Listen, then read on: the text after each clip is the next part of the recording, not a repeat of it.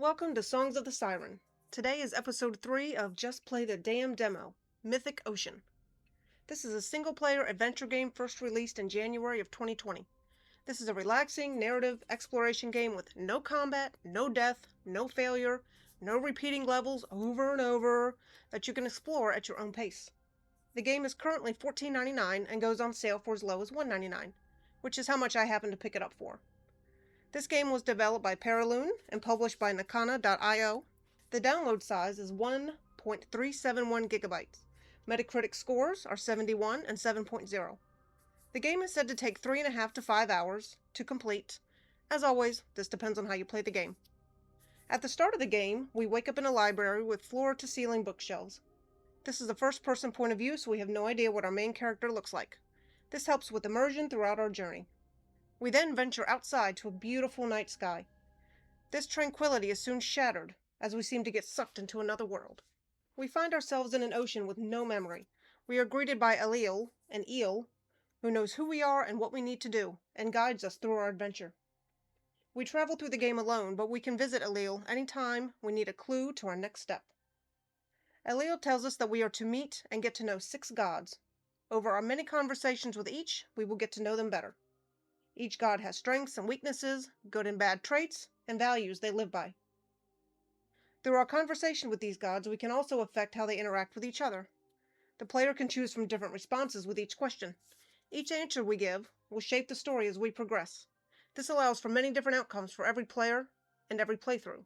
As Alil is explaining that we need to meet and speak with each of the gods, we find out our purpose. We are to determine which god will be the creator of the new world. The decisions we make can lead to peace and prosperity, or chaos and misery. Did I say earlier this was a cozy and relaxing game with no way to fail? Just kidding. Plus, if you get an ending you aren't thrilled with, play again, and try for a world more to your liking. Along the way, we will meet many NPCs with fun dialogue. We can also choose how we respond to them, which can affect how they interact with each other as well. We can flatter the NPCs, or cause a little trouble if we want. Did I mention there's a huge party, a breakdancing crab, and a punk rock fish that will serenade us? I know, you're sold already. Now, remember that library we saw at the start of the game? Well, there will be spots scattered throughout the ocean where we can re-enter a library scene. We must find pages throughout our adventure that tell little snippets of how the world was run before, how the god rolled, and the outcomes of those decisions. Just like real life, no decision or value can create a perfect world for everyone. While playing this game, you will be sucked in by its beautiful ocean scenery and peaceful music. I usually don't seek out narrative games like this, but I admit, I was hooked. Hooked? Get it? Why, yes, I am proud of myself. Thank you for asking. Now, with this being a cozy game, controls are pretty basic. You swim around, interact with the NPCs, you can float up and down, even above the surface of the water for a short time. The swimming is slow, but there is a button to swim faster, so that's good. You can also fast travel to the area of each god after you've met them. This is very important since you will be going back and forth between gods frequently. The game autosaves, so you don't have to worry about saving or finding save points or losing progress when you need to take a break from the game. I did not experience any glitches or crashes throughout my gameplay. So before I give my final impressions of the game, if you liked the video, I would love for you to join our Siren community by subscribing, liking, and most of all, leaving a comment. I look forward to reading your comments, so tell me what you thought of the game if you played it, or do you think you will enjoy the game? And maybe, tell me a game that you would like to see reviewed. I'm sorry if my cat's meowing. She does not like to be in a different room than I am in, so sorry about that. So, final impressions of the game.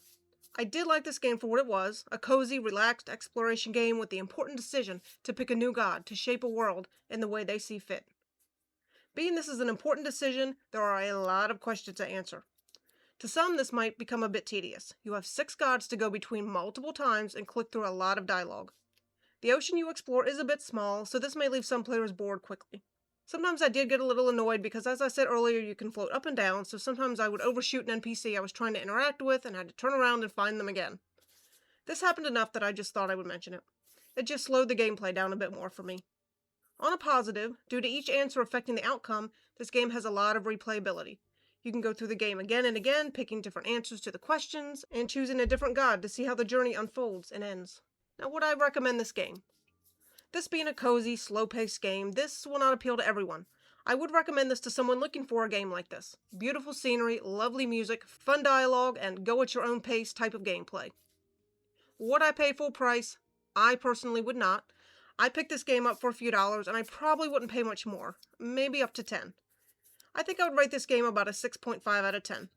There's just less to it than a lot of other games, and the dialogue can become tedious. That concludes my review of Mythic Ocean. Until next time.